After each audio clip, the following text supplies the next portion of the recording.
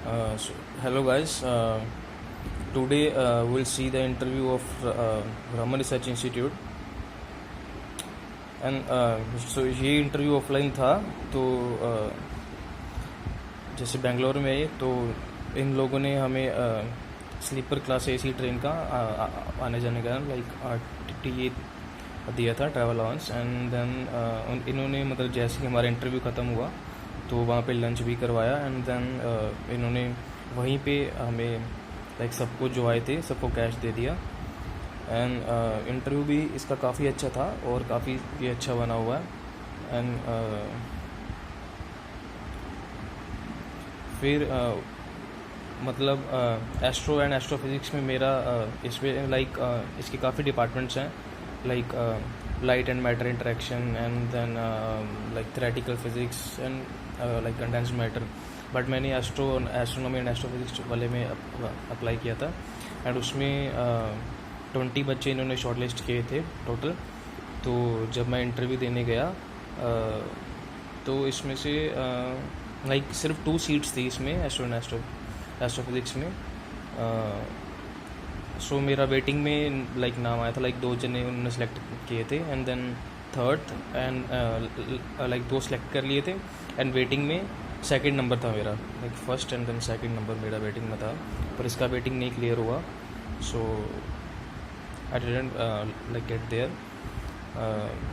सो firstly उन्होंने first इनका जो मैं एंटर किया तो फर्स्ट इनका क्वेश्चन था कि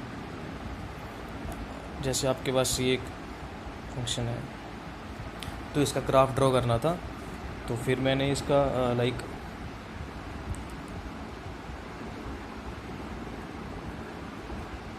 this is Y axis and this is X axis. And then मैंने इसका ग्राफ ड्रॉ किया कि जैसे 1/x का ग्राफ ऐसे होता है ना,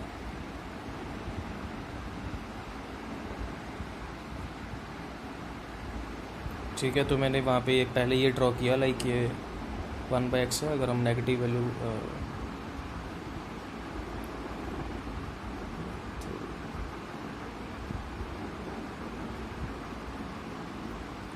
एंड देन साइन का होता है साइन कैसे होता है,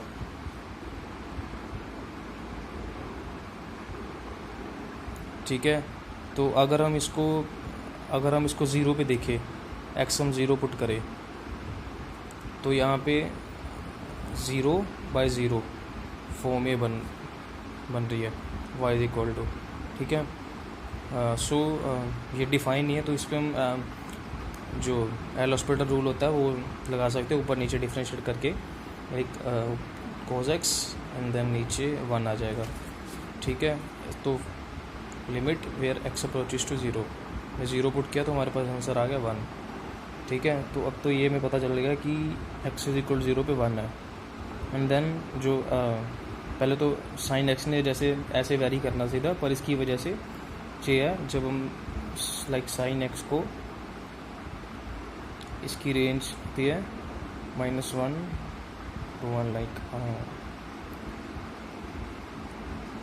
तो हमने मतलब दोनों साइड ऐसे x से कर दिया, ठीक है, तीनों साइड।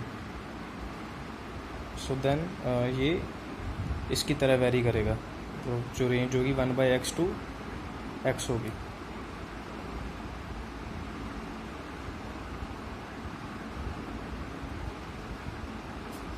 इधर भी सेम ऐसे जाएगा,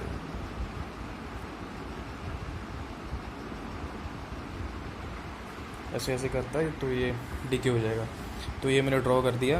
एंड देन उन्होंने मेरे से पूछा कि उनका नेक्स्ट क्वेश्चन था कि जैसे ये एक बॉल पड़ी है रेस्ट पे, ठीक है, उसका मास है m।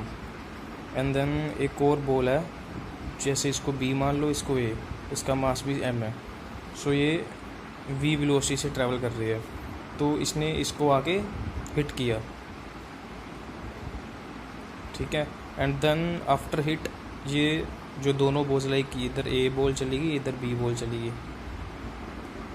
तो ये दोनों कितने एंगल पर जाएंगी। ये जो एंगल है ये तो मैंने 90 डिग्री ड्रॉ कर दिया, पर मैंने मतलब उनको बताया कि 90 डिग्री पे जाएंगी। तो वो बोले कि हाउ, तो उनका क्वेश्चन था हाउ, मतलब कैसे जाएंगे। तो फिर मैंने मतलब +1 +2 में कुछ मेरे को याद आया, अभी डेरिवेशन करी थी एक। फिर मैंने क्या किया,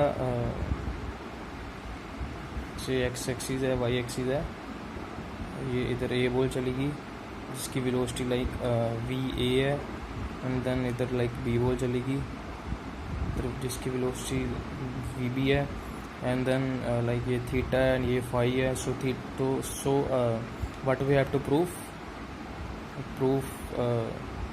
theta plus phi is equal to 90 degree, हमें ये प्रूफ करना था। सो हमारे पास गिवन क्या है, तो मैंने क्या किया, एक्स एक्सिस और वाई एक्सिस में दोनों में लाइक मोमेंटम कंजर्वेशन लगाया। लाइक इसका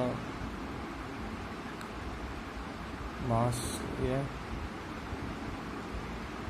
cos theta plus V B sine phi. So ये है after collision, and before collision था एम वी जो सेकंड बॉल का वेलोसिटी था। This is along X axis, and then Y axis के along मैंने किया, ये 0 था initial momentum, and then final momentum है एम वी ए साइन थीटा, एक्स एक्सिस में है और ये नेगेटिव, इसका नेगेटिव में रहेगा M V B sine phi. तो फिर मैंने ये दोनों इक्वेशन यूज़ करी, इससे एक कुछ रिलेशन निकाला मैंने, एंड देन मैंने एनर्जी कंजर्वेशन लगाया एक half M V square then half M V A square plus half M V B square. तो इन तीनों इक्वेशन से मैंने कुछ देन ये रिलेशन आ गया था। लास्ट में मैंने पहले ये पूरा प्रूव कर दिया था, तो ये काफ़ी है, इसको आप देख लेना। आपको कोई भी +1 2 की बुक में, आई थिंक +1 में होगा, +1 में कोलिजन चैप्टर में मिल जाएगा ये। एंड देन अगर मैंने एक चीज़ देखा, मतलब अगर आपको RRI का इंटरव्यू क्रैक करना है तो आपको मतलब आपका +1 2 काफ़ी अच्छा होना चाहिए, मतलब वो अच्छे से पढ़ा होना चाहिए। NCERT लाइक NCERT आप पढ़ के जा सकते हो, मतलब मेरे को नहीं पता था ये, तो NCERT बहुत ज़रूरी है RRI के इंटरव्यू में। एंड देन फिर लाइक PRL का इंटरव्यू भी ऐसे ही था। PRL में भी NCERT के क्वेश्चंस वो काफ़ी पूछते हैं, बेसिक फिजिक्स के क्वेश्चन। सो एंड देन और फिर उन्होंने एक क्वेश्चन पूछा कि आपने डॉपलर इफेक्ट पढ़ा हुआ है? डॉपलर इफेक्ट लाइक लाइट का तो मेरे को याद था, like Doppler effect in light मैंने पढ़ा हुआ है। उसका कुछ अगर फ्रीक्वेंसी चेंज होनी है तो ऐसे करके कुछ लाइक बीटा है, V/c है, वेलोसिटी ऑफ लाइक जो कोई भी बॉडी है वो जिस वेलोसिटी मूव कर रही है वो v है, and this is frequency we are observing and this is the actual frequency, true frequency. तो ये मेरे को याद था, पर मेरे को ये नहीं पता था। उन्होंने पूछा था Doppler effect in sound. Like मैंने बोला ना आपको, अभी ये +1 और पता आई थिंक ये +2 में होगा। लाइक जब एक ऑब्जर्वर, एक सोर्स है, जैसे ये ऑब्जर्वर इधर मूव कर रहा है, कभी सोर्स इधर मूव कर रहा है, कभी ऑब्जर्वर इधर मूव कर रहा है, कभी सोर्स रेस्ट पे है और ऑब्जर्वर मूव कर रहा है सोर्स की तरफ, और कभी अवे जा रहा है। तो ऐसे ना 7-8 केसेस थे। तो उन्होंने बोला ये आपने पढ़े होंगे। मैंने कहा सर मैंने पढ़े तो थे, पर एग्जैक्ट को याद नहीं है उसके फॉर्मूला वगैरह। थोड़ा बहुत मैंने समझाने की कोशिश की, तो आप ये देख लेना एक बार। एंड देन फिर उन्होंने मेरे से पूछा कि जैसे आपको एक 60 वाट का बल्ब दे, और देन एंड एक लाइक ये 60 वाट का एंड देन 40 वाट का, इन दोनों को लाइक सेम वोल्टेज से कनेक्ट करा, ठीक है। एंड देन इसको सेम वोल्टेज से कनेक्ट करा। सो कौन सा मतलब ज़्यादा ग्लो करेगा, ये वाला कि ये वाला? तो ये तो इजी था, आप किसी भी NCERT की बुक में देख सकते हो। तो इसका भी मैंने बता दिया। एंड देन उसके बाद जो था, फिर उन्होंने मेरे से पूछा कि हाँ जैसे आपको मैं एक ये देता हूँ, रजिस्टर देता हूँ, एंड देन उसको मैंने किसी वोल्ट से कनेक्ट कर दिया, ठीक है, मतलब ये वोल्टेज मेज़रमेंट का कोई ऐसे ही कर दिया, एंड देन इसको मैंने पूरे बॉक्स में बंद कर दिया ऐसे, ठीक है। तो इसका टेम्परेचर है ना जो बॉक्स का अंदर वाला वो कांस्टेंट है। तो आप ना रजिस्टर का ना, ये जो रजिस्टर है ना, इसका एक फार्मूला जो इसका अगर चेंज होता है रजिस्टर, इसका फार्मूला क्या होना चाहिए, लाइक ये आई थिंक 0 डिग्री टेम्परेचर पे होगा और अल्फ़ा डेल्टा टी कुछ एक्सपेंशन कुछ कोफिशिएंट वगैरह ये, और ये जितना चेंज हुआ टेम्परेचर में, ऐसे ही कुछ फार्मूला होता है। तो वो बोले कि रेजिस्टेंस आपको ना ड्रॉ करना है, रेजिस्टेंस वर्सेस टाइम ग्राफ। तो मैंने बोला कि टेम्परेचर तो कांस्टेंट है, ये चीज़ कांस्टेंट होगी तो ये टेम्परेचर इसका R0 ही रहेगा, ठीक है।